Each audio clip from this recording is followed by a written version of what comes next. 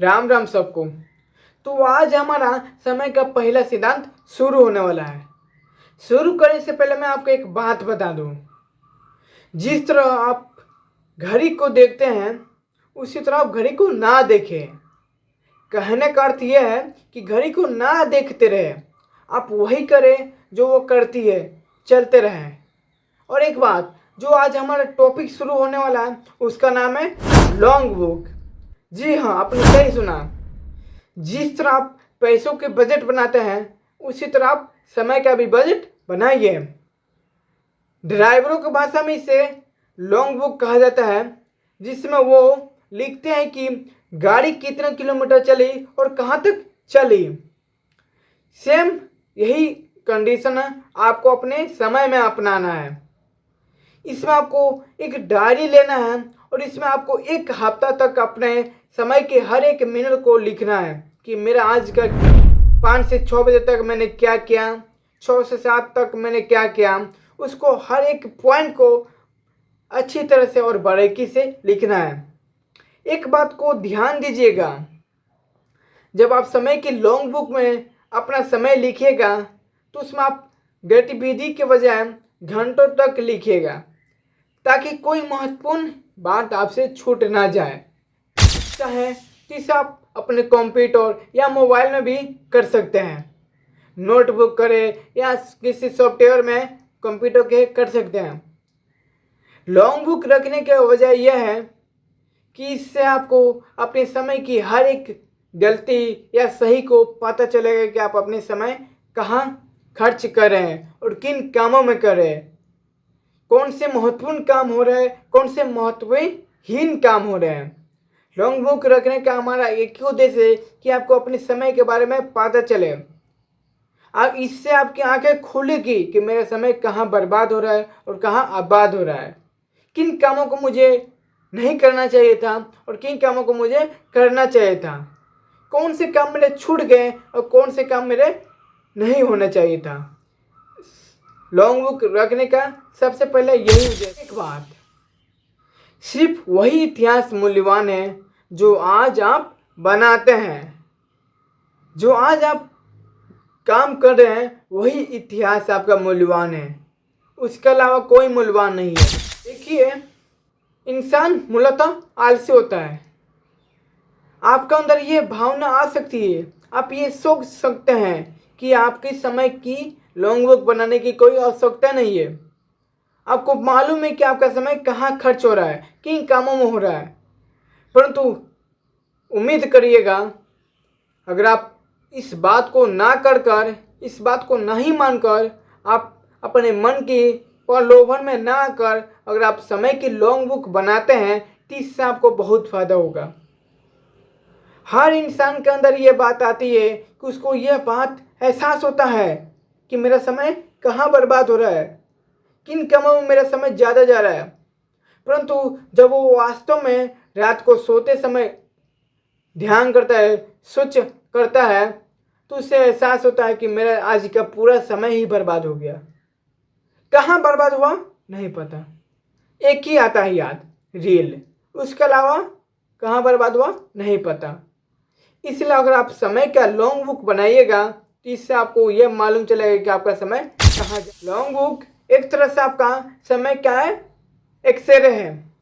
जब आप बीमार होते हैं, जब किसी आप डॉक्टर के पास जाते हैं तो आपके बीमारी को सही से पता लगाने के लिए वो एक्सरे करवाता है, जिससे उसको अंदाज़ा होता है, जिससे उसको पता चलता है कि आखिर आपका बीमारी क्या है।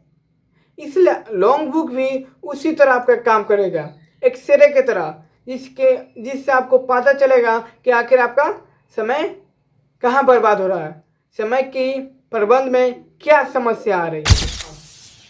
एक हफ्ता बाद रविवार को बैठकर इसको विश्लेषण करें, बारीकी से इसको इस तरह से विश्लेषण करें जैसे कि यह आपकी नहीं किसी दूसरे की है, जिसको आपको उसमें गलत साबित करना है, जिससे आप उसमें की हर एक गलती को दिखाना है, जिससे आप उसको गलत साबित कर सकते हैं। उस तरह इसको विश्लेषण करिए, हर एक पॉइंट को देखिए, ताकि उसमें आपको एक एक गलती मिल सके, या कोई गलती हो या ना हो, हर एक पॉइंट को देखिए। यकीन मानिए, अगर आप ऐसा करते हैं तो आपको बहुत सारा समय आपको मिलेगा। जब आप समय बर्बाद करते हैं तो आपको एहसास होगा कि मेरा इतना समय बर्बाद हो रहा था। बहुत समय आपको खाली मिलेगा। एक बात को याद रखिएगा, किसी नई चीज को करने से पहले उसके लिए आपको आपके पास समय होना आवश्यकता है, जरूरी है। अगर कोई नई चीज आपको पानी है तो उसके लिए आपको पुरानी चीज छोड़नी होगी, उसके लिए आपको कीमत चुकानी होगी। अगर आपको समय का सर्वश्रेष्ठ उपयोग करना चाहते हैं, अपने जीवन को अलग दिशा में ले जाना चाहते हैं, तो अपने आप को एक उसके लिए कीमत चुकानी होगी।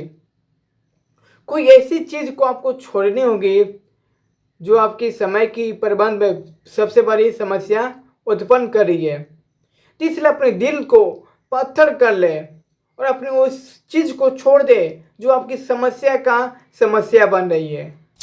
और एक बात, जिस चीज को करना हमारी शक्ति में है, हमारे बस में है, उसे ना करना भी हमारे ही बस में है। चाहे हम कोई काम करने में हमें 2 घंटा लगता है, उसे ना करने में भी हमें कोई नहीं लगेगा। किसी चीज को कर सकते हैं तो किसी चीज को नहीं कर सकते हैं, सब हमारे ही हाथ में है, सब हम पे ही डिपेंड करता है। देखिए, अगर आपसे कोई व्यक्ति पूछता है कि आप अपना समय कितना बर्बाद करते हैं या कितना खर्च करते हैं, तो उस समय इंसान गुस्सा हो जाता है और जवाब देता है, मैं तो ज़्यादा भी समय खर्च नहीं करता या बर्बाद नहीं करता। ये इंसान के स्वभाव है। वो यह मानता है कि वो जो कर रहा है वो सही कर रहा है, उसे इस बात का एहसास ही नहीं है कि वो कुछ गलत कर रहा है। अगर उसको इस बात का एहसास होता तो वो चीज़ वो नहीं करता।